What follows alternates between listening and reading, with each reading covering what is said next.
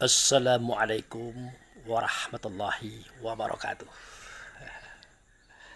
Saudaraku kaum muslimin dan muslimat, saudara sebangsa setanah air dimanapun Anda dan berada.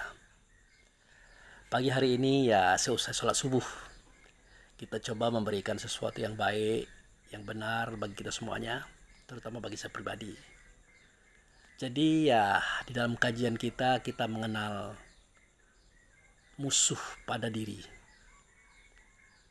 Nah, musuh pada diri ini sebenarnya luar biasa ya. Dia tidak terlihat, dia tidak terdengar, dia tidak nyata, tapi dia terasa. Itu musuh pada diri. Makanya orang tua kita mengatakan ada aduika nafsuka lati baina jambaika. Sebenarnya musuh yang penting kamu lawan itu bukan musuh yang di luar. Kalau di luar itu kan bisa dilihat, bisa didengar, bisa distrategikan, bisa diarahkan, bisa diatur ya. Tapi kalau yang dalam diri itu enggak. Dia tuh kemana kita pergi dia ikut. Di mana kita berada dia ada. Ini susah kita. Nah, siapa itu musuh yang ada dalam diri? Nah, ini nanti akan kita lihat, akan kita dengarkan, kita rasakan. Nah, jadi ya sebelum saya uraikan ini ya perlu kita ketahui ya bahwa kita sering menyebut kalimat ini ya, sering menceritakan kisah ini. Nah, jadi seketika kita ingin memerangi musuh yang ada pada diri itu, konsepnya masih umum. Konsepnya masih belum jelas. Bagaimana cara memenangi musuh yang ada dalam diri? Bagaimana? Apakah kita tekan? Apakah harus kita tindas? Ya. Apa harus bagaimana? Nah, ternyata ya untuk menghadapi musuh yang ada dalam diri itu ya bukan begitu. Bagaimana? Ya kita ikuti maunya. Kita turuti maunya. Apa maunya? Nah, makanya dikatakan oleh orang tua kita, ya musuh yang perlu kamu lawan adalah musuh yang ada pada dirimu, yaitu sebangsa hawa nafsu dunia syaitan. Ya, mengapa timbul hawa? Karena anasir angin telah memenuhi segala rongga pada kita. Ya, jadi anasir angin telah memenuhi segala rongga pada kita, maka timbullah hawa. Sifatnya apa? Pantang kelintasan. Tidak pernah mau lihat orang kaya, orang sukses, orang berhasil, orang berada, dia tidak mau. Dia terganggu, dia tersinggung, dia iri, dengki. Nah, bagaimana cara kita menghadapinya? Kita tekan, kita tepiskan sifat itu. Tidak mungkin. Keberadaannya saja tidak bisa kita tepiskan, apalagi sifatnya. Ya, cara kita mengatasinya adalah kita turuti maunya dia. Apa dia mau? Oh, kamu tidak suka lihat orang kaya, tidak mau lihat orang sukses, tidak bisa melihat orang berhasil. Oke, ayo. Nah, kita ajak dia untuk tidak suka, untuk tidak senang, untuk iri dengki kepada orang yang kaya, yang berhasil, yang sukses. Ayo. Nah, tetapi cara kita membawanya adalah kita perkenalkan kepada dia itu jalan-jalan menuju kaya, jalan-jalan menuju sukses, jalan-jalan menuju kepada keberhasilan. Karena pada dasarnya musuh yang ada pada diri kita sebenarnya bukan untuk menganiaya kita, bukan untuk membunuh kita, tetapi untuk memaksa kita kepada apa yang dia kendaki. Dalam bahasa lainnya, dia adalah motivator yang memberikan motivasi kepada kita untuk kita mencapai kehendaknya dia. Itu.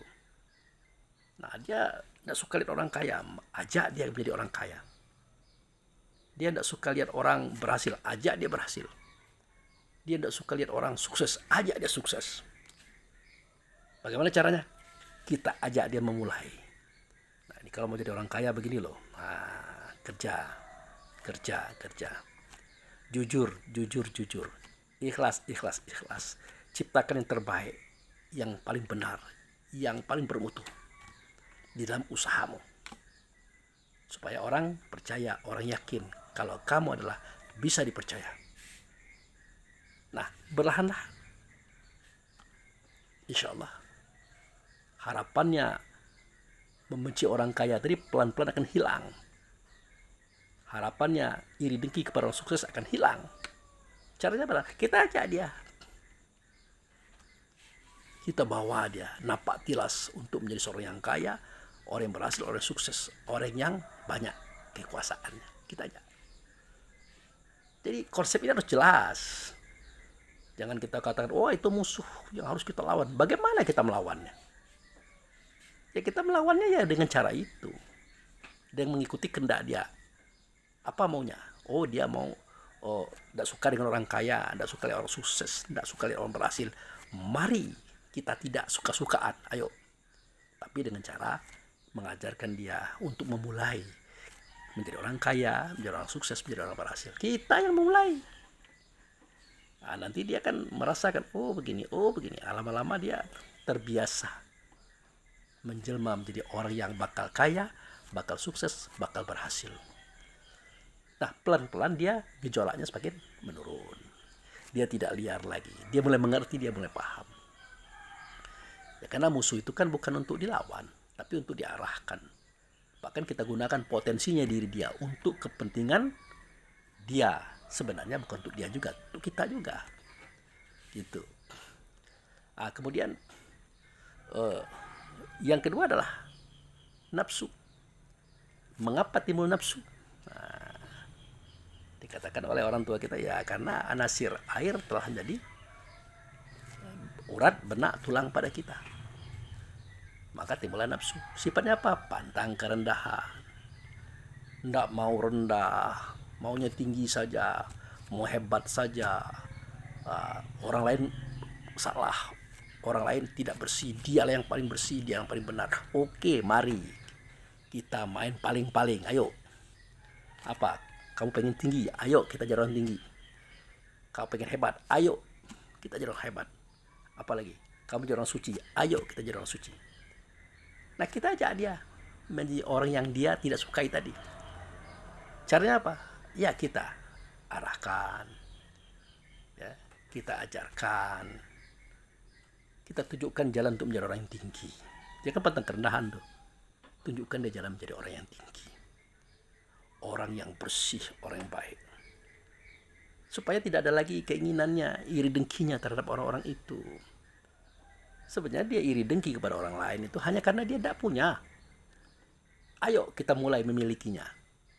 Memiliki ketinggian, kebesaran, kesuksesan. Ayo. Ayo kita jadi orang yang hebat. Itu cara melawannya itu begitu, saudaraku. Bukan kita menekan dia, memerangi dia, sementara kita tetap begini-begini saja. Enggak begitu. Nah ini. Kemudian, mengapa timbul dunia?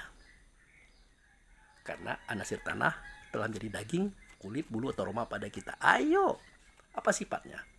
Rakus, pantang kekurangan. Oke, mari kita main rakus-rakusan. Nah itu, mari kita pantang kekurangan. Ayo, kita ajak dia. Apa persoalannya? Rakus di bidang apa dia? Bidang harta kah? Ya, bidang kekayaan kah? Bidang keuangan kah? Bidang apa? Ayo. Nah, caranya adalah kita ajak dia menelusuri jalan-jalan menuju kekayaan, kepada banyaknya harta, banyaknya uang, banyaknya makanan, banyak pakaian, banyak rumah, banyak tanah. Ayo.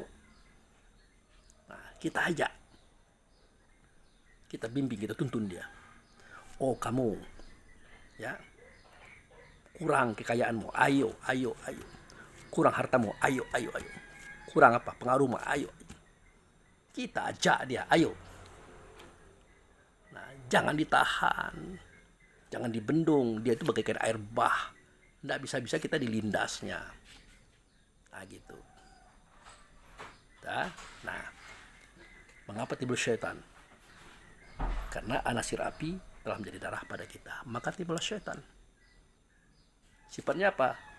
Pantang tersinggung dan tidak mau kalah. Ayo, kita pantang tersinggung. Ayo, kita jangan kalah. Ayo. Caranya, ya kita ajak dia mengenal dirinya, lingkungannya, masyarakatnya.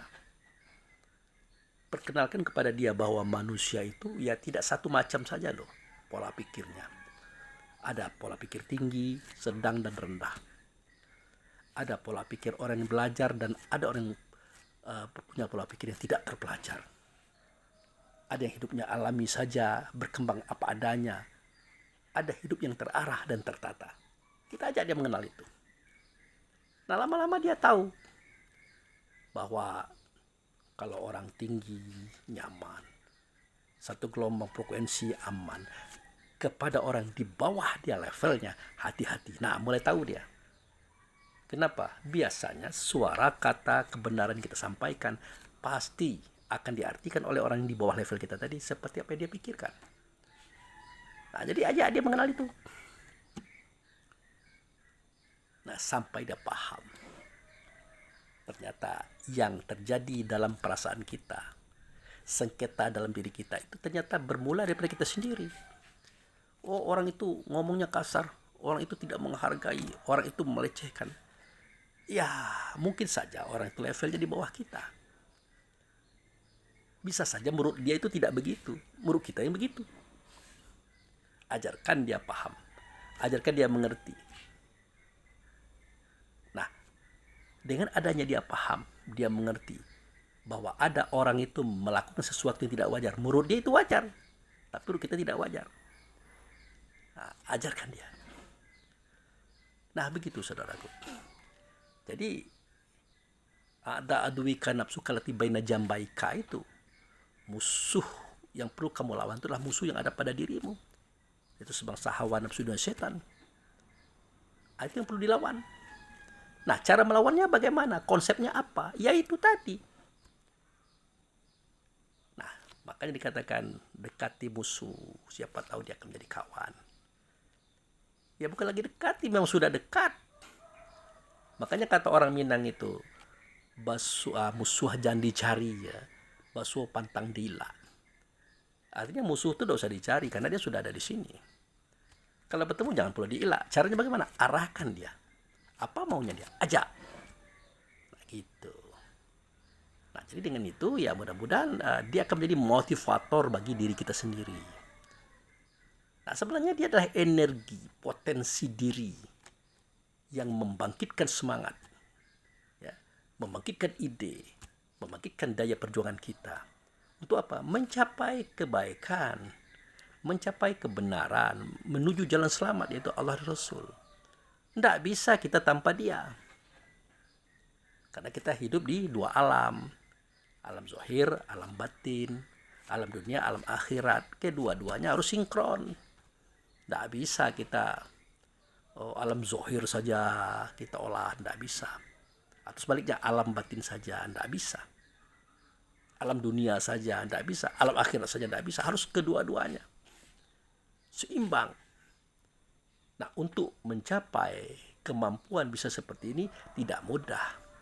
Kita butuh petunjuk, kita butuh arahan, kita butuh kekuatan dari Allah dan Rasul. Makanya kita selalu mengemis kepada Allah dan Rasul. Minta petunjuk, minta bimbingan. Nah, jangan sombong. Kita minta petunjuk, minta bimbingan kepada Allah dan Rasul, tapi yang datang adalah orang lain. Orang di bawah kita malah memberikan arahan, petunjuk, marah kita. Ah, kamu ngajar-ngajarin saya, dosen lo ini. Wah, ustadz besar lo ini. Wah, jangan begitu. Karena petunjuk Allah, ya pandangan Rasul kepada kita, tidak dia langsung datang. Melainkan dia datang kepada orang-orang tertentu yang ditunjuk oleh Allah. Ya, kalau dia datang itu adalah seorang profesor, ya, doktor, magister, sarjana. Ya, kalau datang dari pembantu, pemulung, orang-orang standarnya mungkin kita anggap di bawah kita, bagaimana? Makanya hati-hati dalam memahami arti kebenaran, arti petunjuk. Sesungguhnya Allah tidak akan datang ke rumah kita. Rasul tidak akan mendatangi kita di rumah untuk memberikan petunjuk, tidak. Tetapi melalui orang-orang yang ada di sekitar kita. Melalui kode-kode, ya, simbol-simbol yang ada di sekitar kita. Baik kode dan simbol yang ada pada kitab Quran, hadis, ataupun kode dan simbol yang terjadi pada kejadian di dalam masyarakat kita. Harus kita tahu itu. Makanya kita harus cerdas.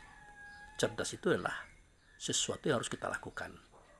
Dia belum terjadi, kita sudah paham kejadiannya. Ya. Dia belum terbentuk, kita sudah tahu apa itu bentuknya. Makanya kata orang Minang itu, takile ikan dilawi sudah jaleh jantan batinonyo. Baru dikira, tahu tuh, oh itu lanang, oh itu Tino. Itu kiasan itu, menunjukkan kepada kefatonahan kita. Jadi jangan sampai kita mengerti sesuatu setelah terjadi, paham sesuatu setelah terjadi, jangan. Ya, karena kita punya daya hayal. Ya, seketika kita menampung masalah itu akal nama kita itu. Mencari solusi, fikir nama kita. Nah, sewaktu kita menimbang persoalan itu hayal namanya. Kebanyakan ya saya memberikan pandangan kepada teman-teman karena dia mengurus orang lain, ya, emosinya tinggi, macam-macam aku bunuh dia. Jangan. Ingat, Anda adalah suami, Anda punya istri, Anda adalah ayah, Anda punya anak, Anda punya masa depan. Ngapain Anda membunuh orang karena orang lain? Makanya hati-hati kita dengan takdir orang. Ya, jangan sampai takdir orang itu merembet kepada kita. Kita juga punya takdir loh. Pertahankan takdir kita. Perhatikan takdir orang. Boleh kita bantu, boleh sekedar membantu. Boleh kita mengarahkan, boleh sekedar mengarahkan. Boleh kita menasihati, boleh sekedar menasihati. Tapi jangan menasihati terus. Jangan mengajari terus. Ya, karena pada setiap kita itu sudah ada kebenaran datang daripada Allah. Itulah roh tadi. Pada roh itulah Allah dan Rasul berkata kepada kita dan mereka. Jadi sebelum kita menasihati, mengarahkan, dia sudah dului. Ya, Allah Rasul sudah duluan menasihati dia, mengarahkan dia. Nah kita ini ya janganlah kita gelisah melihat kekurangannya, kelemahannya. Ya, biarkan saja dulu, kita lihat. Nah kalau dia sudah kewalahan, ya, dia minta pandangan kepada kita, baru kita berikan sedikit pandangan, sedikit aja, tidak usah banyak-banyak. Karena sebelum kita menyampaikan pandangan itu, Allah dan Rasul sudah memberikan pandangan kepada dia. Tapi dia kurang perhatian. Ya. Nah ini kalau kita berbicara umum. Tapi ada cara khusus. Apa itu? Memang dia sengaja melakukan kesalahan. Dia buat kesalahan-kesalahan itu untuk keuntungan dia. Untuk kemenangan dia. Nah sudah. Berarti dia sudah membelakangi Allah dan Rasul. Dia sudah menepisi semua petunjuk Allah dan Rasul. Nah, kalau kita masuk berbahaya, kita akan dianggap pengacau, pengganggu. Akhirnya apa? Dia tidak suka dengan kita. Dia benci dengan kita. Bahkan dia menyingkirkan kita. Makanya kalau kita melihat orang keliru, salah, hati-hati untuk menyampaikan nasihat. Hati-hati untuk menyampaikan pengarahan. Seandainya kita ingin memberikan pengarahan, ingat, di dalam dadanya juga ada kebenaran. Dalam dada kita ada kebenaran. Ya. Kita ingin memberikan nasihat kepada dia karena kita ada petunjuk. Dia juga ada petunjuk loh. Jadi sebelum kita menyampaikan sesuatu kepada dia, Allah dan Rasul telah terdahulu memberikan kepada dia. Ingat itu. Jangan pernah kita pikirkan Allah dan Rasul diam. Tidak. Allah dan Rasul sudah memberikan petunjuk kepada dia. Nah, tapi itu Pak Abu pikir kesalahannya berulang-ulang. Bahkan mendarah daging. Nah berarti dia tidak mempedulikan Allah dan Rasul. Dia menafikan petunjuk Allah dan Rasul. Nah, untuk yang seperti ini, tidak boleh kita masuk. Tidak boleh. Kita lihat-lihat saja, dengar-dengar saja. Tetaplah kita baik kepada dia. Ada makanan, kita makan. Ada sesuatu bisa kita beri, kita beri. Akhirnya dia malu. Maaf nih Pak Abu. Ini kalau tidak nipu-nipu nih, tidak dapat beras nih. Nah, senyum aja. Maaf nih Pak Abu, masih suka main perempuan ini. Saya tahu saya sudah punya istri, tapi masih main perempuan. Ya, kita senyum-senyum saja. Tidak usah kita mengajari. Kecuali kalau dia bertanya. Itu pun beri sedikit saja. Takutnya dia bertanya itu hanya untuk menutupi kesalahannya dia. Agar jangan terlalu malu lah di hadapan kita. Tapi kalau memang serius dia bertanya, sedikit kita sampaikan. Bagi dia sudah membukit. Itu sudah cukup untuk merubah kepribadiannya. Nah itu saudaraku, hati-hati. Ya, itu saja kira-kira yang perlu saya sampaikan untuk menjelaskan bahwa musuh yang perlu kita lawan itu adalah musuh yang ada dalam diri kita. Semasa hawa nafsu dan syaitan dengan sifat-sifatnya. Nah kalau musuh di luar itu ya aman, gampang itu, karena kita bisa melihatnya, mendengarnya, bahkan berhadapan dengan dia. Tapi kalau musuh dalam diri, tidak bisa, saudaraku. Ya, dia ikut kemana kita pergi.